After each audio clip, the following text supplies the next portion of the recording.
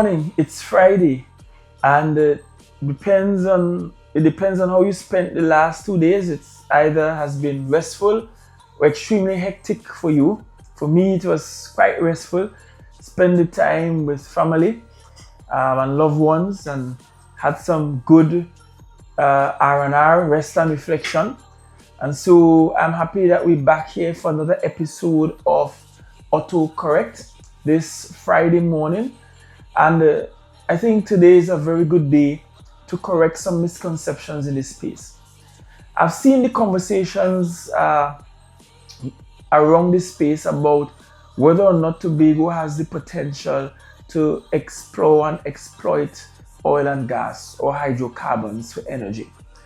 And it will appear as though some will want you to believe that our abilities therein or our inabilities really and truly determines whether or not we should get this autonomy. Now, the reason for wanting autonomy over our marine space has to go beyond oil and gas. It absolutely must go beyond oil and gas. It has to be about the full potential of our blue economy and how we can monetize that. That's more than just oil and gas. Having said that, I want to hasten to add another element to the conversation, which is that currently it is believed that Tobago and Tobagonians don't contribute a whole lot to the national coffers.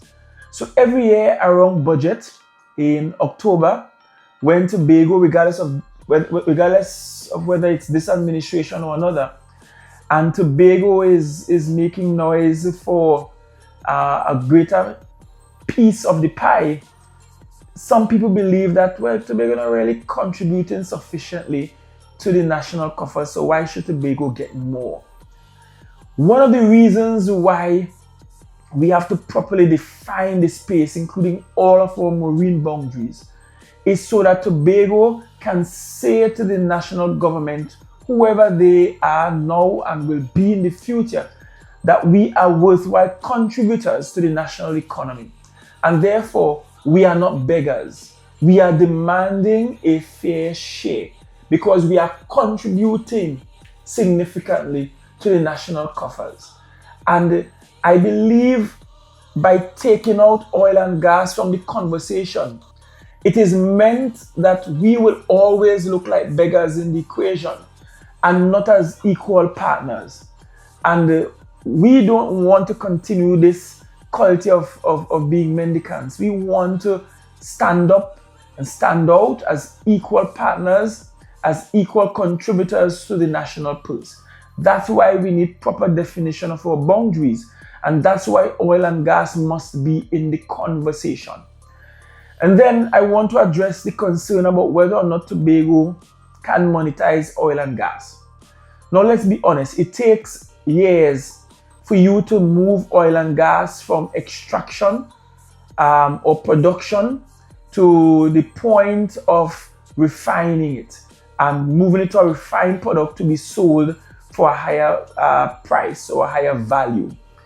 But I don't believe Tobagonians have ever objected necessarily to us extracting hydrocarbons from our waters and sending it to the oil and gas belt in Trinidad to complete the production line. As a matter of fact, that happens right now as we speak.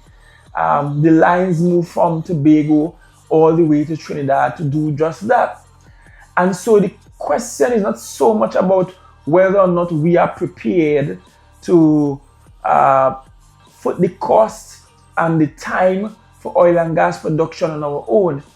But it is really a conversation about Tobago being equal partners, Tobago actually contributing significantly to the national purse, and therefore Tobago being respected in the budgeting exercise that happens nationally.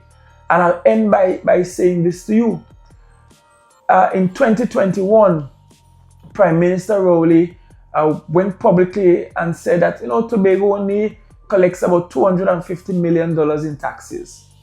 Now, by law, all business, all activities on island in Tobago, the taxes ought to be paid in Tobago. Imagine for a moment the oil companies that extract oil and gas from Tobago waters paying the taxes for those oil and gas that are extracted from the Tobago waters, paying it in Tobago. Imagine what the revenues will be for the people of Tobago. That's something for you to think about for a while. And so until we meet again next week, I believe next week will be the 30th of December, I want you to keep drinking your sorrel, drinking your ginger beer, and minding Tobago business. Continue to enjoy the season, have a safe one, and we are all looking forward to a bright and prosperous 2025. God bless.